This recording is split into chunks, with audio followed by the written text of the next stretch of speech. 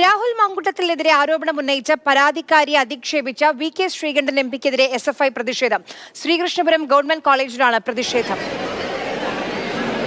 നമുക്ക് ദൃശ്യങ്ങൾ കാണാം. ആദ്യത്തെ ദിവസം വി.കെ. ശ്രീകണ്ഠൻ എം.പി നടത്തിയ പരാമർശം അധിക്ഷേപകരമായിരുന്നു.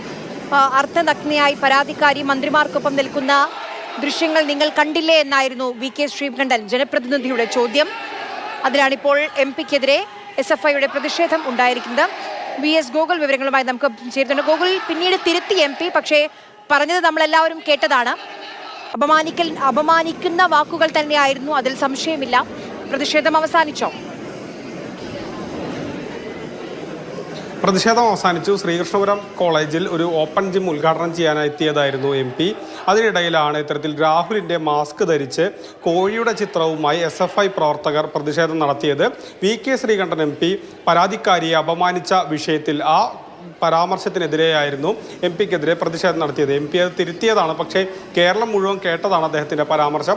ആ പരാമർശത്തിലാണ് എസ്.എഫ്.ഐയുടെ പ്രതിഷേധം ഉണ്ടായത്. പക്ഷേ മറ്റ് മുദ്രാവാക്യം വിളിയോ അല്ലെങ്കിൽ അത്തരത്തിലുള്ള കാര്യങ്ങളൊന്നും ഉണ്ടായില്ല.